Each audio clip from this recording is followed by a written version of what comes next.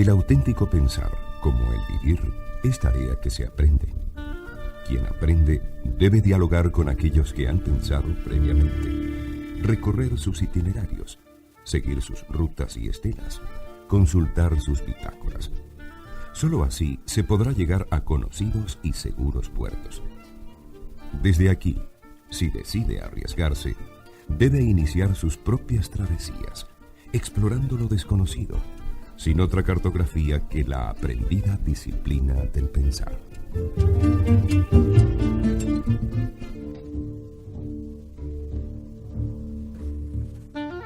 Alfredo Bayota y Yelixa Rivero les damos la bienvenida a estas travesías del pensar, que realizamos todas las semanas desde Humano Derecho Radio Estación de Caracas, con el auspicio de la Fundación Filosofía en la Ciudad. El texto que nos identifica y resume el objetivo de estas travesías lo hemos tomado del extinto doctor Ernesto May Vallenilla, fundador de la Universidad Simón Bolívar y reconocido como la figura más importante de la filosofía venezolana del siglo XX, de quien también tomamos el título de uno de sus libros, editado por Monte Ávila, el nombre de nuestro programa. Recordamos que desde el 19 de mayo el profesor Jorge Machado, académico de la UCB y colaborador de estas travesías, se encuentra preso ilegalmente acusado por un tribunal militar de traición a la patria por su participación en el partido Voluntad Popular como encargado de formación. En la travesía de hoy nos dirigiremos a la antigua Grecia. Allí, en esta gira, una pequeña ciudad ubicada en la península calcídica al noroeste de Atenas, alrededor del año 384 antes de nuestra era, nació una de las mentes más brillantes de la antigua Grecia y quizás de toda la historia de Occidente, cuya reflexión marcó de manera definitiva el desarrollo de la cultura occidental. Nos referimos a Aristóteles, conocido como el Estagirita por su lugar de nacimiento. Sabemos que Platón fue discípulo de Sócrates y fundador de la Academia, y que Aristóteles, fundador de el Liceo, fue discípulo de Platón. Pero, ¿cómo llegó Aristóteles a conocer a quien fuera después su maestro viviendo en Macedonia? Basta mencionar Academia y Liceo para darnos una idea de la impronta que estos dos hombres dejaron en la cultura occidental. En cuanto a Aristóteles, su padre, Nicómaco, pertenecía a la corporación que profesaba la medicina y fue médico de la corte de Macedonia en Pela. Allí, Aristóteles entabló amistad con los otros niños de la corte, entre los cuales estaba Filipo, que sería luego rey de Macedonia. Seguramente por esto es que Filipo encargaría a Aristóteles, su amigo de la infancia, la educación de su hijo Alejandro, que luego sería conocido como Alejandro Magno, Alejandro el Grande.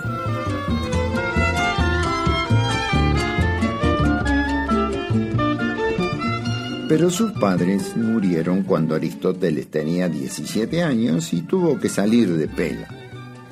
Entonces su tutor, Proxeno de Atarneo, lo envió a Atenas, por entonces un importante centro intelectual del mundo griego, para que estudiase en la Academia de Platón.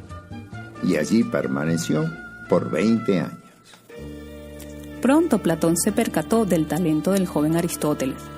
Le decían la mente de sobrenombre, e iniciaron una de las relaciones entre discípulo y maestro más prolongadas, fructíferas y también polémicas de la que haya registro en la historia de nuestra civilización.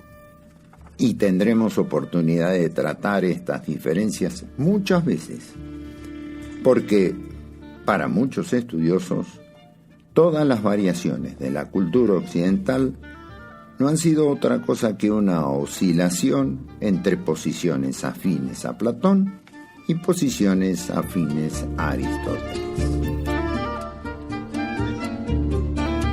Para esbozar esta discrepancia, digamos que Platón pensaba que la real realidad estaba constituida por ideas que habitaban, por así decirlo, en un mundo ideal, al que se podía acceder mediante el intelecto. El mundo en el cual nos encontramos, el mundo sensible, sometido a cambios, era una copia, menguada en su realidad como toda copia, de ese mundo de ideas, eterno e inmutable, al que debíamos dirigir nuestro interés. Aristóteles descartó la existencia de tal mundo suprasensible, aunque, al igual que su maestro, conservó lo inmóvil y permanente como el carácter distintivo de lo real, solo que se lo asignó a las cosas mismas que nos rodean. Así entonces, en las cosas se distingue algo que no cambia y permanece, a lo que llamó sustancia, y algo que cambia, a lo que llamó cualidades, accidentes, soportados por esa sustancia que subyace y aguanta los cambios en todas las cosas y que, además, es responsable de su identidad. De manera que, a partir de una colaboración inicial con su maestro, Aristóteles adoptó luego una posición crítica que desembocó en una propuesta original y novedosa. ¿Cómo se sintió Platón al respecto? ¿O Aristóteles? ¿No le dijo nada? Seguramente conversaron largamente durante esos casi 20 años que Aristóteles permaneció junto a Platón, aunque su obra tomó cuerpo luego de la muerte de su maestro. Sin embargo, estas disputas solo se dieron en el ámbito intelectual, porque al parecer siempre fueron buenos amigos. Este tema de la amistad sería tratado por Aristóteles posteriormente en una de sus obras más famosas, Ética a Nicómaco, obra que lleva el nombre de su padre y de su hijo, a quien la dedicó. En la Ética a Nicómaco, Aristóteles dedica los libros 8º y 9 al tratamiento de la amistad. De manera que en nuestra travesía de hoy podemos discurrir sobre los comentarios de Aristóteles acerca de la amistad. Pero cabe señalar antes un hecho de nuestro tiempo. A lo largo de la historia de la filosofía, en particular en la filosofía clásica, la amistad ha sido una preocupación que ha movido a muchos autores a tratar el tema como una de las relaciones capitales que unen a los seres humanos. Sin embargo, no hay muchos tratamientos contemporáneos de la amistad. ¿Será que los antiguos lo dijeron todo? Lo que en filosofía es difícil de pensar. ¿O será que lo que tenemos ahora son compañeros de trabajo, de estudio, de juerga, de fechorías, pero no amigos?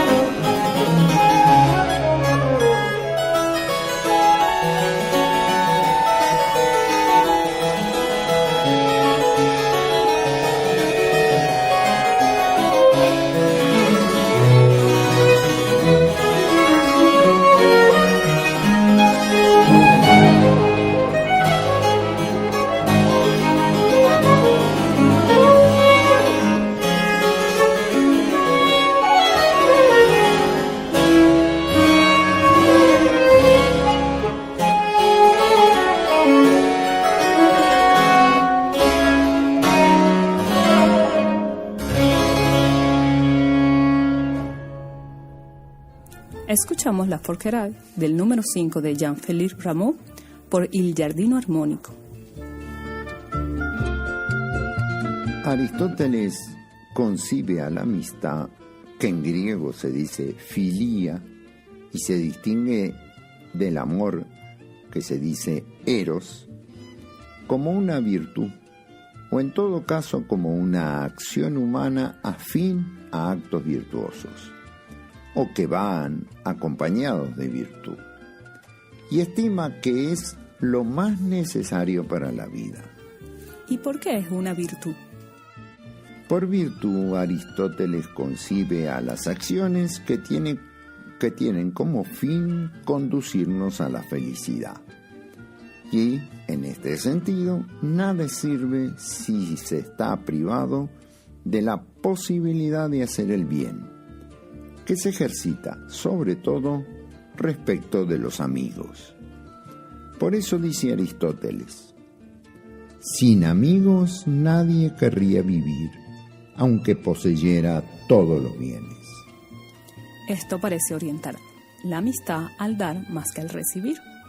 En sentido prioritario es así, porque dice que a los amigos debemos invitarlos a nuestras alegrías, pues porque es noble hacer bien a otros, y rehuir invitarlos a participar en nuestros infortunios, pues los males se deben compartir lo menos posible. En esto somos diferentes, porque lo que una ve es que la gente cuando se reúne lo que hace es quejarse de todos los males habidos y por haber. Aunque quizás carguemos las tintas en una dirección, Aristóteles también dice que los amigos se necesitan en la prosperidad y en el infortunio, puesto que el desgraciado necesita bienhechores y el afortunado personas a quienes hacer bien. Y completo la sentencia de Aristóteles, que con mucha sabiduría dice: nadie querría poseer todas las cosas a condición de estar solo. Por tanto, el hombre feliz necesita amigos. A los amigos debemos llamarlos a nuestro lado cuando han de sernos de ayuda. Y recíprocamente está bien acudir de buena voluntad a los que pasan alguna adversidad, aunque no nos llamen, porque es propio del amigo hacer bien, sobre todo a los que necesitan y no lo han pedido, lo cual es más virtuoso para ambos. Pero advierte que no es noble estar ansioso de recibir favores, pero igualmente hemos de evitar ser displicentes por rechazarlos. El filósofo señala que la amistad es un bien estrictamente humano y depende de los hombres que se sostienen en la benevolencia mutua.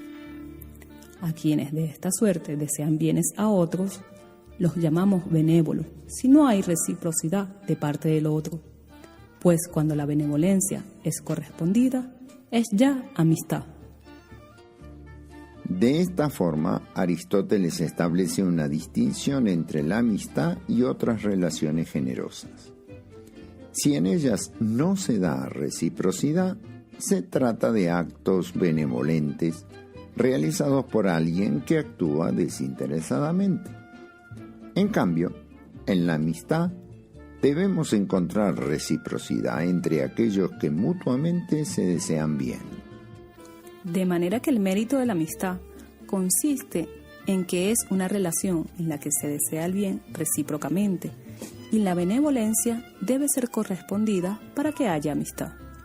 De otro modo, tenemos un simple deseo de hacer el bien a los demás en general, pero no el establecimiento de una relación particular entre aquellos que mutuamente se desean el bien.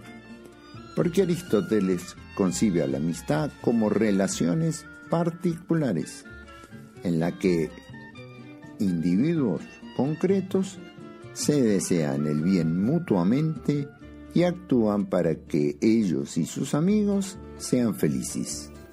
De esta forma, el concepto de amistad que maneja Aristóteles se distingue de la filantropía y la beneficencia, Pues, aunque el filántropo o el llamado amigo de los hombres o de la humanidad le desee el bien a sus semejantes, la amistad se refiere a individuos concretos, de los que debe esperar un sentimiento de la misma índole hacia él. El filósofo dice: muchos, en efecto, tienen buena voluntad para quienes no han visto.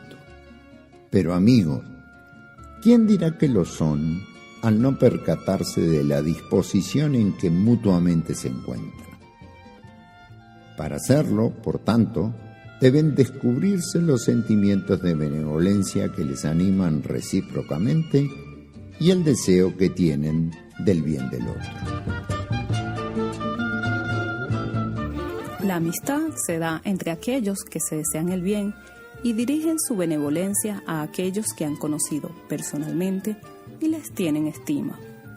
Pues la amistad no se da en forma anónima, es decir, de un individuo a los demás seres en general, sino de una persona a otra, que a su vez disfruta de la compañía del otro, mientras mutuamente se favorecen. Y de esta forma podemos decir que la amistad verdadera es aquella que busca la felicidad del otro mediante un conjunto de actos recíprocos que los conducen al bien.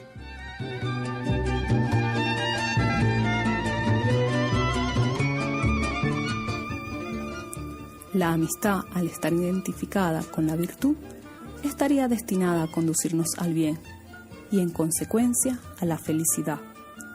Sin embargo, independientemente de que la amistad nos conduzca a la felicidad, podríamos señalar también un carácter utilitario, ya que los hombres encuentran beneficios en la amistad, con o sin el consentimiento de sus amigos.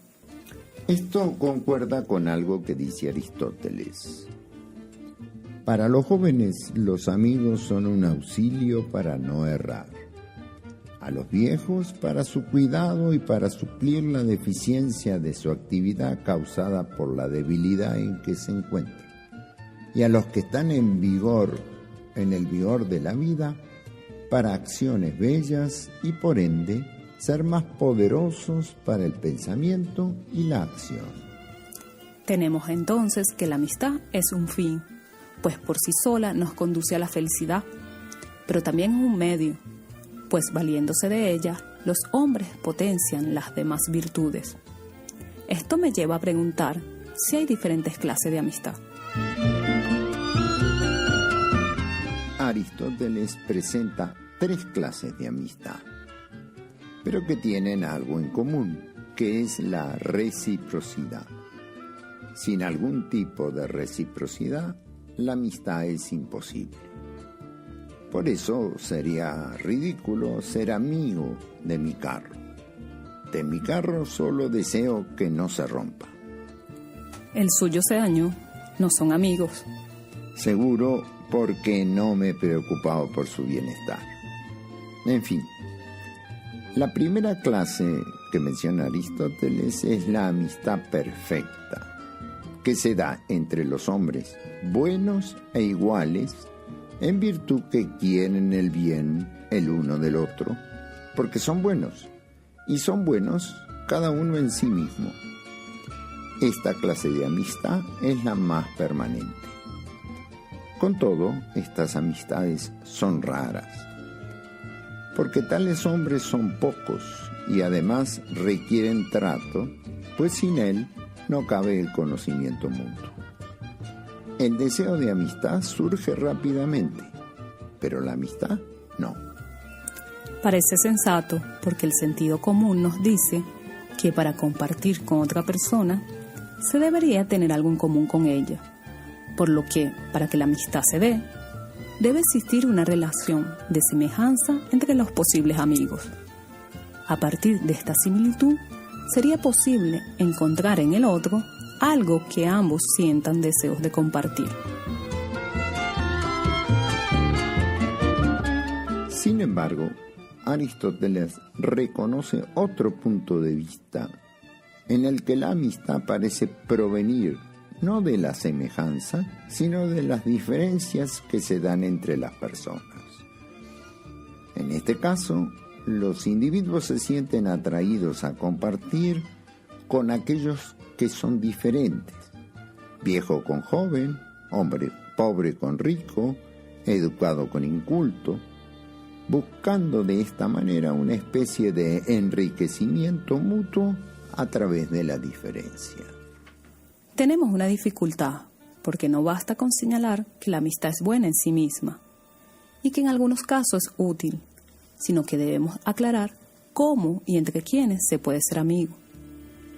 La semejanza y la diferencia parecen ser dos perspectivas distintas, mediante las cuales se puede abordar el problema del origen de la amistad.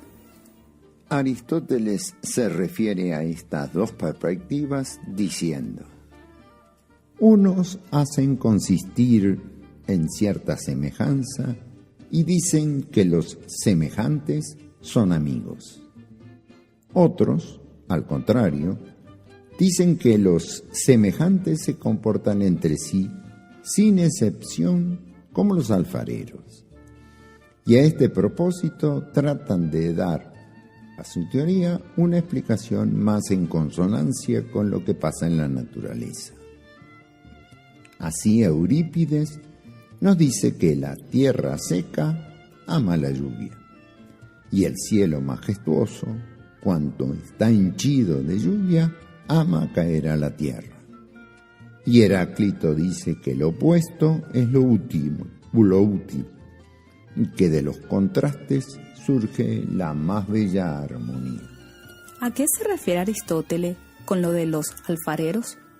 Es una vieja conseja que decía que los alfareros o los miembros de una misma profesión, oficio o comercio no pueden ser amigos porque teniendo una actividad semejante siempre compiten entre sí.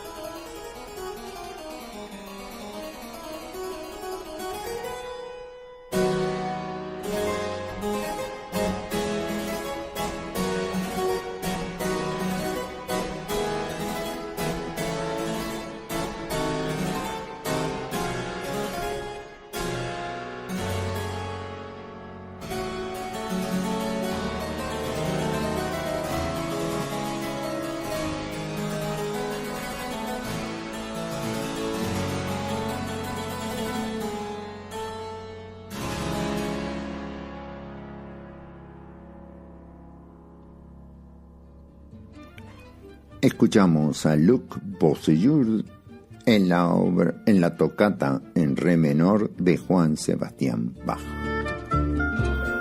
Estamos en Humano Derecho Radio Estación, realizando nuestras semanales travesías del pensar, un encuentro con los grandes temas de la filosofía, con la obra de los grandes pensadores, con las ideas que han moldeado nuestra cultura y nos han hecho los seres humanos que hoy somos en Occidente.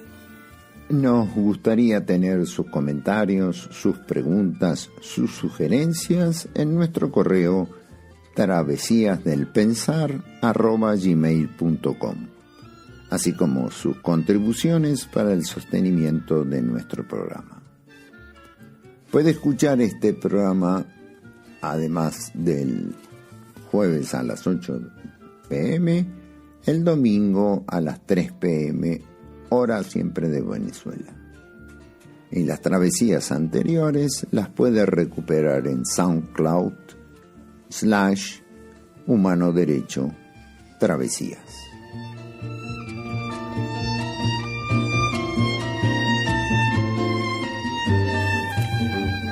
De manera que, en Aristóteles, el origen de la amistad reconoce la alternativa entre posiciones opuestas.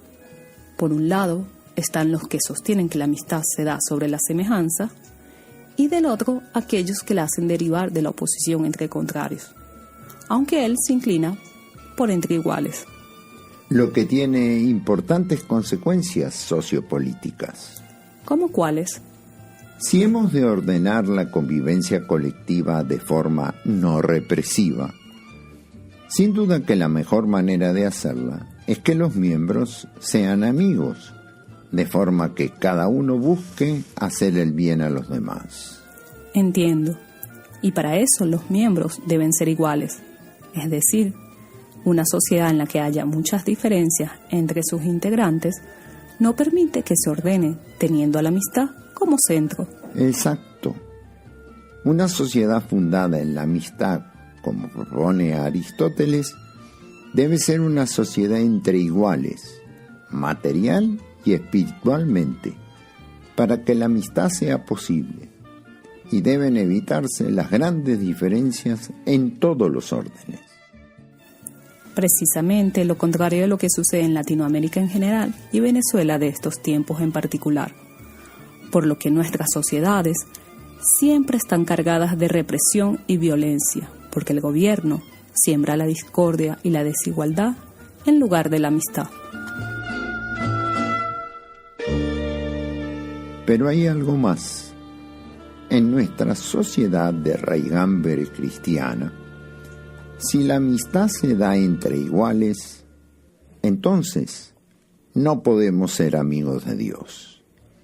Y por esto es que el gran teólogo Tomás de Aquino, que conocía bien a Aristóteles, en su Suma Teológica no menciona la amistad, sino que introduce la caridad, que tiene filiación divina y no es exactamente lo mismo que la amistad, aunque la contempla. Pero Jesucristo hizo amigos. Pero en términos cercanos, pero no los mismos que Aristóteles. Porque para el estagirita se ama a los amigos, pero no a los enemigos. En cambio, Jesucristo y la caridad cristiana solicita amar a amigos y a enemigos. En este sentido, la posición de Aristóteles está más cerca a la de Maradona que a la de Jesucristo, porque Maradona dijo que si un enemigo le pide agua, le da una anchoa salada. Y entre nosotros, los manifestantes, parecemos cristianos, pues somos caritativos. En cambio, los represores quieren solo a sus amigos.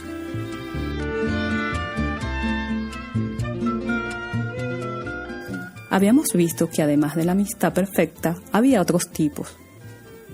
La segunda clase de amistad es la de aquellos que quieren por interés, no por sí mismos, sino en la medida en que se benefician en algo.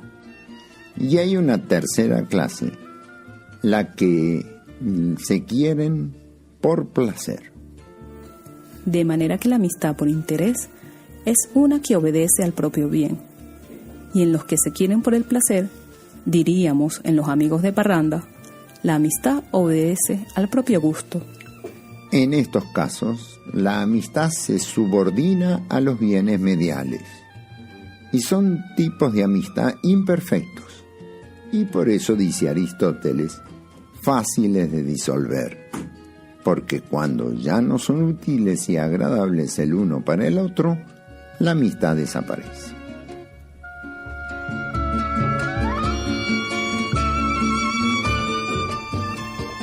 Entonces, la amistad puede verse conducida por interés o una búsqueda de placer, y podría verse reducida a un simple medio para buscar el bien personal y no el mutuo. Cierto. Aristóteles observa esta dificultad y señala que de acuerdo a ella, la amistad será duradera o pasajera, desinteresada o interesada.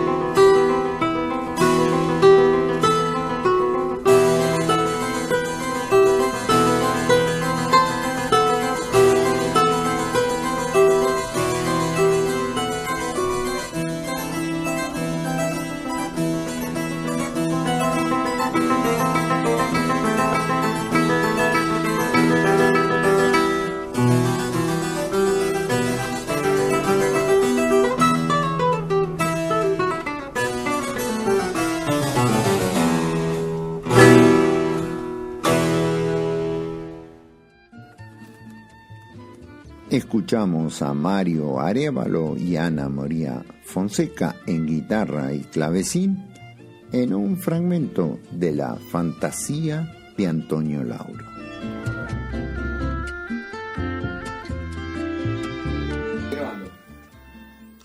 A pesar de que la amistad en el sentido más pleno de la palabra se concreta entre aquellos que se desean el bien mutuamente y trabajan sobre su propia felicidad y la del otro de manera desinteresada, sin embargo, la amistad también se puede dar entre aquellos que necesitan el placer o entre aquellos que utilizan a otros hombres.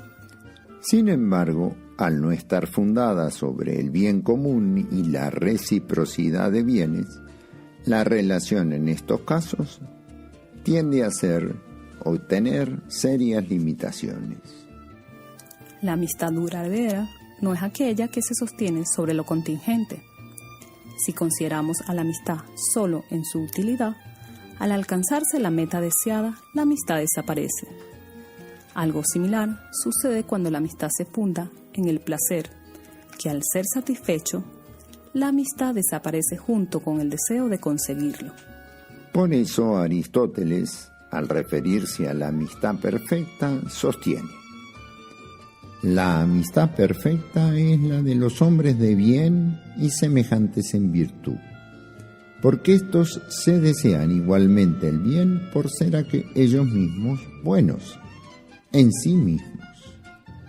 Los que desean el bien a sus amigos por su propio respeto son los amigos por excelencia. Aunque la amistad se da de diversas maneras y entre diversos hombres, el tipo más perfecto de amistad es aquella que se da entre los que se desean mutuamente el bien y en ello encuentran placer. Vemos así, al referirse a la amistad, Aristóteles no busca un ideal que sustente la realización de acciones humanas más excelsas, sino que se limita a describir las acciones dentro del marco de aquello que es posible dentro de nuestras limitaciones humanas. De manera que la amistad, en su sentido más enfático, no corresponderá al bien como un ideal, como lo hubiese hecho Platón, sino que éste se dará en el marco de las acciones humanas, que, de acuerdo a su virtuosismo, nos llevarán a la felicidad, también en nuestra calidad de seres finitos. De esto se derivan algunas consecuencias. Por ejemplo, las reclamaciones y reproches son propias de la amistad por interés.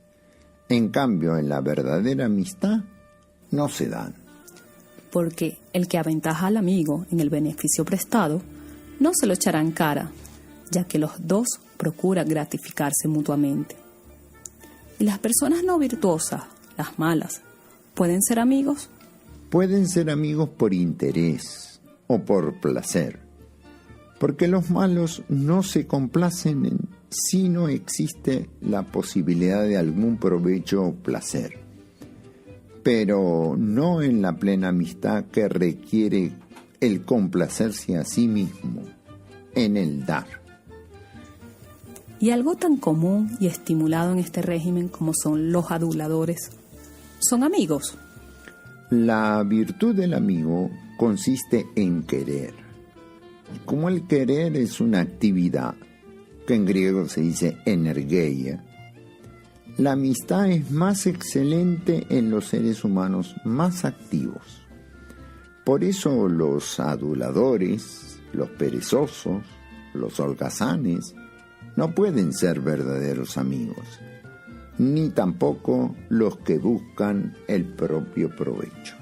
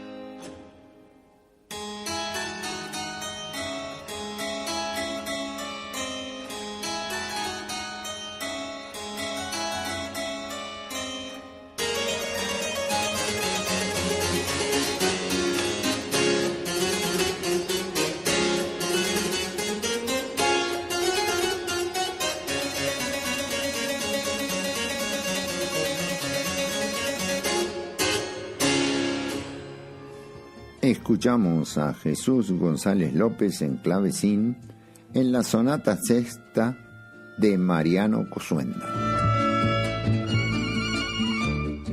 Realizamos Travesías del Pensar desde Humano Derecho Radio Estación, todos los jueves a las 8 p.m. de la tarde. Nuestra cortina musical es el merengue aguinaldoso de David Carpio, que interpreta el grupo Arcano. La tripulación de la travesía de hoy fuimos Yelitza Rivero y Alfredo Bayota. La hoja de ruta la diseñó Alfredo Bayota. El piloto de la nave fue Alejandro Torres y Melanie Aponte mantuvo el orden a bordo. Fue una presentación de la Fundación Filosofía en la Ciudad. Este programa se emite los jueves a las 11 a.m. y a las 8 p.m. y los domingos a las 3 p.m. hora venezolana. Con gusto recibiremos sus comentarios y sugerencias en travesíasdelpensar@gmail.com, así como su oferta de colaboración para el sostenimiento del programa. Los programas anteriores se pueden escuchar en SoundCloud /Humano Derecho. Que tengamos una buena semana.